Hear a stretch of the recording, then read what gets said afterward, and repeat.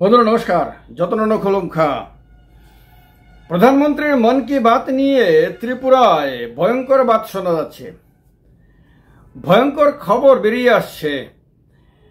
শোনা যাচ্ছে যে একটি বিধানসভা কেন্দ্রে নাকি যতজন ভোটার আছেন তার চেয়েও কয়েক হাজার বেশি মানুষ নাকি মন কি বাত শুনেছেন।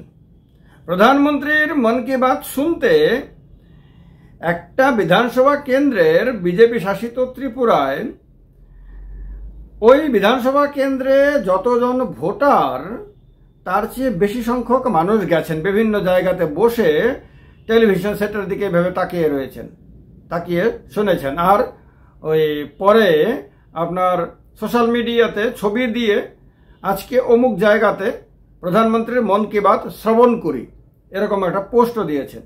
এরকম সংখ্যাটা নাকি এরকম 52,000। আর ওই বিধানসভা কেন্দ্রে নাকি মোট ভোটার আছে আপনার 47,145 জন। 47,145 জন মোট ভোটার।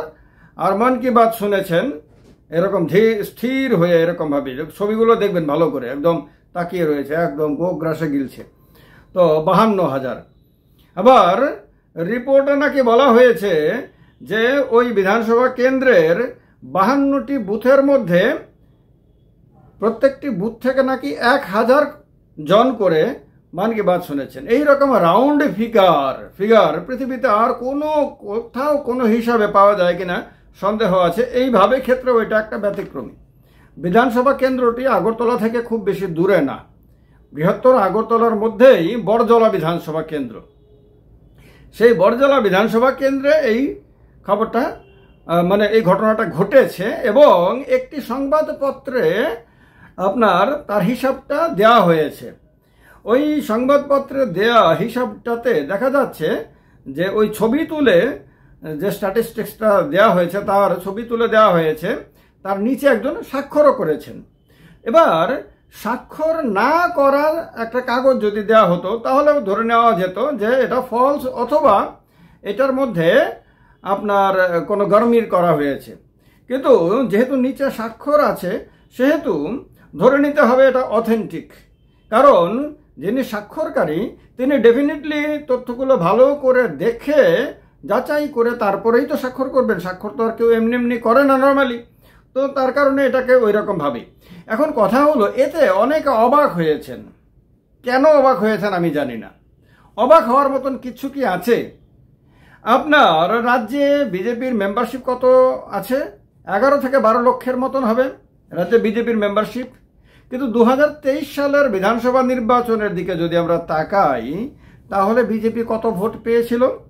বিজেপি ভোট পেয়েছিল 9,85,797টি, অর্থাৎ 10 লক্ষেরও অনেকটা কম ভোট পেয়েছিল বিজেপি, অথচ মেম্বার হয়ে গেছে 11-12 লক্ষ। এবার এই যে বিশাল মেম্বার, যত ভোট পেয়েছে তার চেয়ে অনেক বেশি মেম্বার হয়েছে, এই হিসাবটা কি বলে? হিসাবটা আপনাদের মনে আছে যে যখন প্রথম বিজেপির অনলাইন মেম্বারশিপের ড্রাইভ দিয়েছিল সেই 14তে, তখন এরকম অনেক মানুষকে আমরা সবাই দেখেছি, আপনারা হয়তো অনেকেই দেখেছেন, যে একজনের একই নামের 3টা বা 4টা সিম থাকলে সবগুলো থেকে একটা করে মিস কল দেওয়া হয়েছে। অর্থাৎ একজন ব্যক্তি আপনার ভিন্ন ভিন্ন সিম থেকে মেম্বারশিপ নিয়েছে, অনলাইন মেম্বারশিপ। এইভাবে করে এটা আপনার 8 কোটি 9 কোটিতে গিয়ে পৌঁছায়। তো এগুলো তো বোঝাই যায়। তো এবারেও যখন মেম্বারশিপ ড্রাইভ দেওয়া হয়েছিল তখন এটা সারা রাজ্যে বহু মানুষের মুখে মুখে এটা ঘুরেছে যে লোকটা আপনার সিপিএম এর মিটিং মিছিলে যায়, কংগ্রেসের মিটিং মিছিলে যায়, সেই লোকগুলোরও বিজেপির মেম্বারশিপ হয়ে গেছে। কেন? বাড়িতে কোটা দিয়ে দেওয়া হয়েছে। এক একজন বুথ প্রেসিডেন্টকে অতজন মিনিমাম মেম্বার করতেই হবে। এখন বুথ প্রেসিডেন্ট কি করবে? যদি আপনার কোটা পূরণ না করতে পারে তাহলে হয়তো প্রেসিডেন্টশিপ থাকবে না। তো প্রেসিডেন্টশিপ টেকানোর জন্য বাজারে গেছে, গিয়ে বলেছে কাকা মোবাইলটা দাও। তো কাকার মোবাইলটা নিয়ে টক টক টক টক করে টিপে কতক্ষণ পরে দিয়েছে, নাও তুমি এখন থেকে বিজেপির মেম্বারশিপ। কাকা হয়তো কোনো দিন বিজেপির কোনো মিটিং মিছিলে যায়নি, বিজেপিকে হয়তো ভোটও দেয় না হয়তো।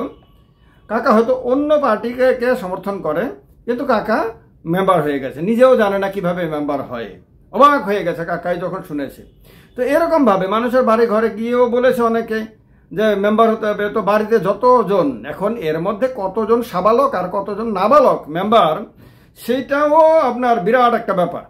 হ্যাঁ, কত মানে নাবালকদের মধ্যে নাবালকরাই মেজরিটি কিনা সেটাও একটা ব্যাপার। তো এগুলি হয়েছে।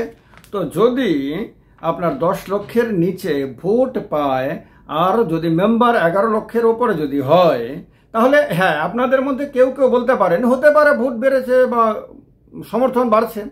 তাহলে আমরা যদি 23-এর বিধানসভা নির্বাচনের রেজাল্টের দিকে যদি তাকাই, তাহলে সেখানে বিজেপি মোট ভোট পেয়েছিল 38.97%।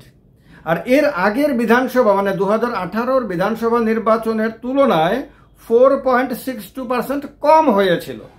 আসন সংখ্যা 36 থেকে 32-এ নেমেছিল, পরে আরেকটা পায়, এর ফলে সংখ্যাটা বেড়ে গিয়ে 33-এ হয়।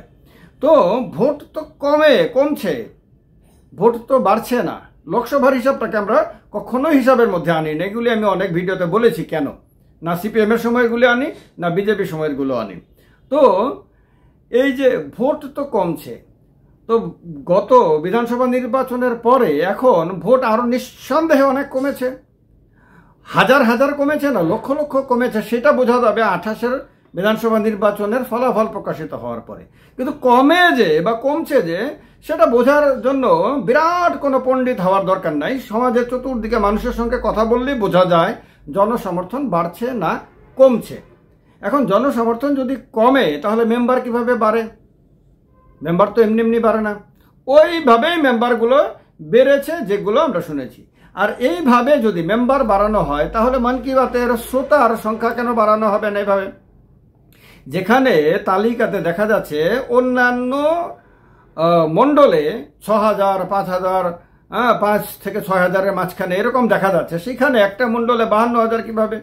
তো ওই মণ্ডলের যারা আছেন তারা হয়তো ধরে নিয়েছেন যে যেভাবে মেম্বারশিপ হয়েছে সেভাবে মণ্ডলের শ্রোতাও নির্ধারণ করে দেওয়া যেতে পারে, সেটাই হয়তো হয়েছে। তো এখন কথা হলো, এইগুলো রাজ্যের মানুষের কাছে রূপকথার গল্পের মতন মনে হতে পারে। একটা সময়ে সিপিএম যখন শাসন ক্ষমতায় ছিল, দীর্ঘদিন শাসন ক্ষমতায় থাকার ফলে তাদের নেতাদের অনেকে ক্ষমতার অহংকারে অন্ধ হয়ে গেছিলেন। তখন তারা মনে করতেন যে যারাই তাদের মিছিলে যাচ্ছে তারা সবাই তাদের লোক। আপনার রেগার শ্রমিকরা সব তাদের হয়ে গেছে, স্বামী পরিত্যক্তা ভাতা যারা পায় তারা সব তাদের হয়ে গেছে, বৃদ্ধ ভাতা যারা পায় তারা সব তাদের হয়ে গেছে, অন্যান্য বিভিন্ন ভাতা যারা পায় তারা সব তাদের হয়ে গেছে, অটো রিক্সা শ্রমিকরা সব তাদের, রিক্সা শ্রমিকরা তাদের, সবাই এরকম বিভিন্ন ক্ষেত্রের যে দলে দলে মানুষ তাদের পেছনে যেত, তাদের মিটিংয়ে মিছিলে যেত, সবাই তাদের হয়ে গেছে এবং তাদের সমাজ বিপ্লব এরকমভাবে একদম সাকসেসের কাছাকাছি চলে এসেছে, এরকমটা তারা ভাবত। ক্ষমতা হারানোর পরে যখন তারা চোখ খুললেন নতুনভাবে, যখন আবার দৃষ্টিশক্তি ফিরে পেলেন, তখন দেখলেন আরে এতদিন কোথায় আমরা বসবাস করতাম, কোন কল্পনার জগতে ছিলাম, আর এখন কোথায় মাটিতে নেমে এলাম। মাটিতে যখন তারা আবার নতুন করে অবতরণ করে অবতারের মতন, তখন তারা দেখতে পেল যে রেগা শ্রমিকরাও তাদের সঙ্গে নেই, স্বামী পরিত্যক্তা ভাতা প্রাপকরাও তাদের সঙ্গে নেই, অটো শ্রমিকরাও তাদের সঙ্গে নেই, রিক্সা শ্রমিকরাও তাদের সঙ্গে নেই, তারা কেউই তাদের সঙ্গে নেই। যেদিকে তাকায় সেই দিকেই দেখে যে খালি, কিছু দেখা যায় না। তো এরকম তো বিজেপির তারা এখন রূপকথার গল্পের মতন একটা অন্য পৃথিবীতে আছে, অন্য দুনিয়াতে আছে। এটা 4 ডাইমেনশন না 5 ডাইমেনশন না 11তম ডাইমেনশনে আছে, এটা একমাত্র তারা বলতে পারবে, আমরা বলতে পারবো না। কিন্তু তারা অন্য একটা জগতে আছে। সেই জগৎটা দেখতে এরকমই লাগে, যেখানে আপনার ভোটারের তুলনায় শ্রোতার সংখ্যা বেশি হবে, ভোটারের তুলনায় আপনার কি বলে মেম্বারের সংখ্যা বেশি হবে। যেগুলো অস্বাভাবিক সাধারণ মানুষের কাছে লাগতে পারে, সাধারণ মানুষ তো এইরকম সাধারণ জীবনযাপনে আছেন, তো তারা যেহেতু রূপকথার মধ্যে আছেন, রূপকথার গল্পের মধ্যে আছেন, আকাশে বাতাসে আছেন, সেহেতু তাদের কাছে এগুলি স্বাভাবিক মনে হতে পারে। তো যখন ওই রূপকথার দুনিয়া থেকে আবার বাস্তবের দুনিয়াতে আসবে, তখন তারা হয়তো আসল চিত্রটা দেখতে পারবেন।